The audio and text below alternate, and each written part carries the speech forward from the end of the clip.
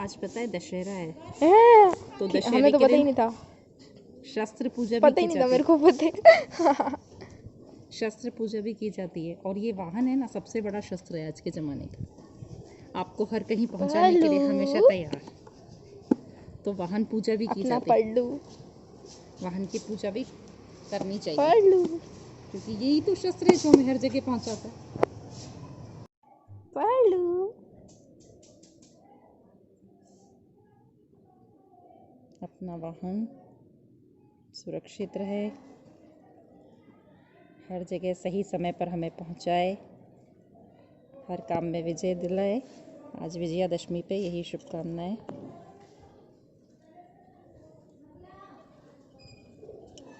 और देखो मिठाई, सबसे अच्छी मिठाई गुड़ होती है, मेरे को भी खाना है। आपको भी मिलेगा।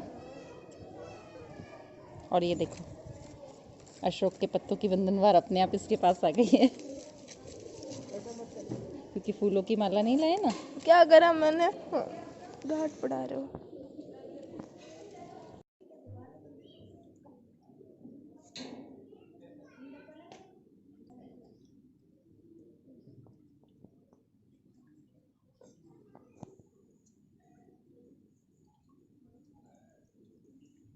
पूरी फैमिली मिलके ऑनलाइन शॉपिंग कर रही है आज।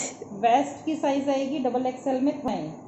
मम्मी नाप लो ना कमर उनकी। यार मेरे को भी शॉपिंग करनी है। डबल एक्सएल 742 रुपीज में 2 पैंट है। मेरे को 489 में 517 में है ना। मेरे को भी शॉपिंग और ये करनी वैसी की है। वैसी 2 आ रही है, 2 का पैकेट। दीदा मेरी शॉपिंग बाकी है। ओके करेंगे। किसकी चल रही है? पापा कर रहे हैं, करो। तो दोस्तों दोपहर का समय है, लंच कर लिया है हम लोगों ने और ऐश के बालों में तेल लगाया जा रहा है मम्मी के द्वारा। क्या बात हुई? जब मम्मी तेल लगाती है ना तो एकदम मजा आ जाता है। खोपड़ा घूम जाता है।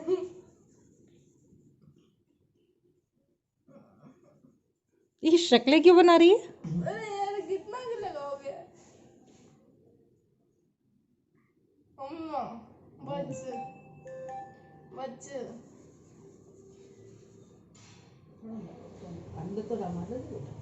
बताओ क्या इनके हिसाब से तो तेल लगा ही नहीं है अभी। हाँ तो मम्मी को पता चलता है कितना लगाना चाहिए। कितना होना चाहिए? रुको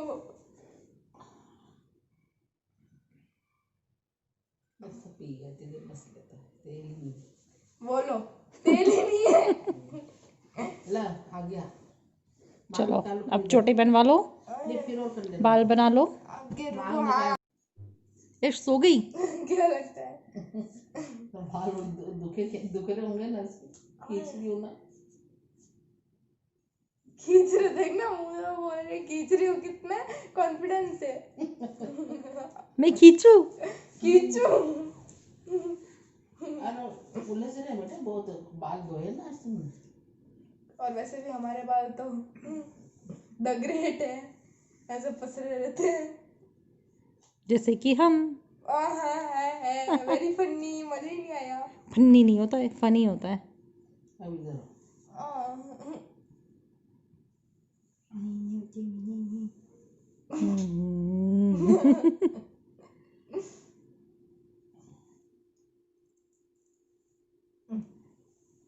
शक्लें देखो इसकी। शक्लें मतलब शक्ल देखो ऐसा होना चाहिए। नहीं शक्ल तो तुम अलग अलग टाइप से बना रही हो, इसलिए शक्लें देखो अलग अलग टाइप से बनने वाली। शक्ल होनी चाहिए ना, एक ही तो है। एक शक्ल में अलग अलग मुद्राएं दिखाई दे रही है ना। है ऐसे सीधी रहे मुद्रा बाजू। खोपड़ा ठीक पड़ी। क्या क्या बोली? अरे नोटे बेटा आओ मम्मी। बस हो गया। कहाँ हो गए? इतने तो खींच रहे हैं।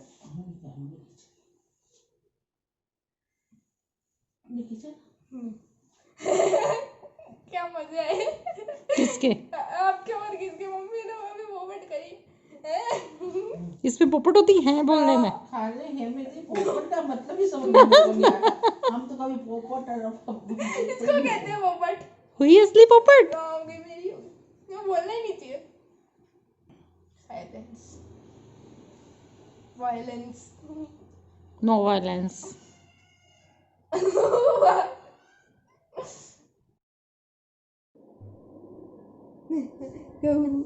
Hello friends. Hey guys, what's up? तो दोस्तों आज है विजयादशमी। कल जब आप ये ब्लॉग देख रहे होंगे तो विजयादशमी का पर्व पूरे भारतवर्ष में मनाया जा चुका होगा। कहीं पर रावण दहन हुआ होगा और कहीं पर नहीं हुआ होगा। ये पहली बार है कि काफ़ी सारी जगह पे रावण दहन की परमिशन नहीं मिली है। हमारे शहर में भी ऐसा ही हुआ है कि जाने कितने सालों पुरानी परंपरा टूटी है कि रावण दहन नहीं हुआ इस बार, क्योंकि सुरक्षित रहना, स्वस्थ रहना ज़्यादा ज़रूरी है। इसलिए इस परंपरा को छोटे से रूप में निभाया गया है। लेकिन जिस तरह से वो एक लार्ज स्केल पे बड़े बड़े रावण के, कुंभकर्ण के और मेघनाथ के पुतले बनते थे ना, और फिर उनका दहन होता था सार्वजनिक रूप से, काफ़ी पब्लिक इकट्ठी होती थी, ऐसा नहीं हो पाया इस बार। समय हमेशा याद रहेगा ये कि ऐसा भी टाइम कभी आया था कि वर्षों पुरानी परंपराएं टूटी थी, लेकिन उसे भी इसलिए किया गया कि हर हाल में नागरिकों की सुरक्षा सर्वोपरि है, कि सभी लोग स्वस्थ रहें, वो सबसे ज्यादा सर्वोपरि है। इसलिए परंपराओं को शॉर्ट रूप में, सूक्ष्म रूप में मना लिया गया। तो विजयादशमी की हार्दिक शुभकामनाएं दोस्तों। Happy Dussehra guys. आपको और आपके परिवार को आरोग्य मिले, प्रसन्न रहें, प्रेम मिले और अच्छाइयाँ उभर कर आए। कि बुराई पर विजय प्राप्त की थी भगवान राम ने रावण को मारकर। उन्होंने ये दिखाया था कि एक साधारण मनुष्य के रूप में भगवान राम ने लड़ाई की थी। रावण के पास महानतम संपत्ति, सोने की लंका, इतने सारे निशाचर, इतनी अलग अलग आसुरी मायावी शक्तियां, और भगवान राम तपस्वी के रूप में नंगे पैरों धनुष बाण लेकर वानर और भालू की सेना के साथ लड़े। उन्होंने ये संदेश दिया हमें कि सामान्य से सामान्य आदमी भी अगर आंतरिक शक्ति को जागृत कर ले तो कोई बुराई उसके सामने नहीं टिक सकती। सत्य के सामने कोई बुराई नहीं टिकती है। और हमेशा हम कहते हैं कि हम अपने अंदर के रावण को जलाएं, अपने अंदर के रावण को खत्म करें। तुमने देखा रावण दहन एक ऐसी परंपरा है, ऐसे तो बहुत सारे राक्षस हुए हैं, हमारे पुराणों में पढ़े तो बहुत सारे राक्षसों के बारे में बताया जाता है। मैं भी तुम्हें समय समय पे बताती रहती हूँ, मम्मी ने भी बताया, तुमने देखा भी है। हाँ जी। लेकिन रावण एक ऐसा राक्षस है जिसे हर साल जला देते हैं। और पढ़ते सुनते भी कि रावण को जला दिया तो क्या, कितने सारे रावण हैं, हमारे खुद के अंदर कितनी सारी बुराइयां हैं, वो रावण का रूप ही तो है, क्या हम उसे जला पाए? हर साल लोग कहते हैं पहले अंदर के रावण को जलाओ फिर बाहर के रावण को जलाना। पर शायद ये कहना चाहिए कि अंदर के रावण को जलाने से अच्छा हम अपने अंदर के राम को क्यों ना जगा लें। हम सबके अंदर दो है, राम और रावण, हम दोनों के साथ हैं। हमारे मन के अंदर दोनों हैं, अच्छाई और बुराई। हम अच्छाई को इतना ज्यादा बढ़ाएं कि बुराई अपने आप खत्म हो जाए। तो आइए आज अपने अंदर के राम को जगाते हैं और दशहरा मनाते हैं। और आज का पॉपअप ऑफ द डे है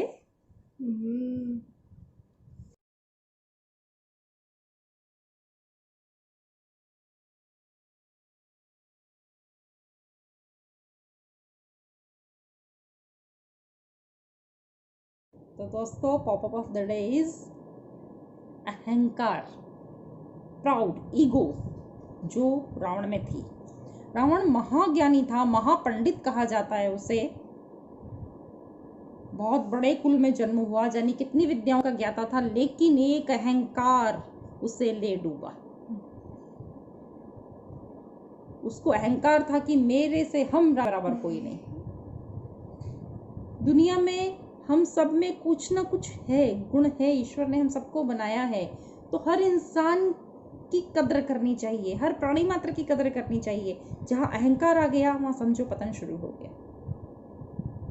अहंकार बड़े से बड़े पर्वत को खोखला कर देता है। रावण का जो पतन है वो हमें बताता है, विजयादशमी का पर्व ये बताता है कि अहंकार मनुष्य का सबसे बड़ा शत्रु है।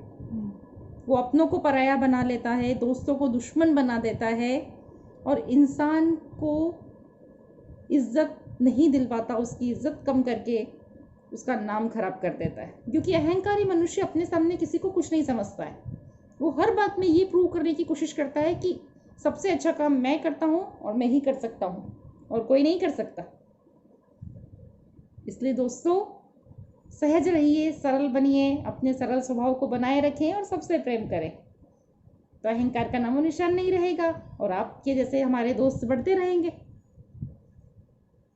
दोस्तों, पॉपअप ऑफ द डे, अहंकार। आज हम विजयादशमी के दिन इसको तिलांजलि देते हैं। हमारी भूलों को माफ़ करें, हमारे साथ बने रहें, हमें आगे बढ़ाएं और देखते रहें #LifeVlogs। तो मिलते हैं फिर अगले ब्लॉग में। Till then bye.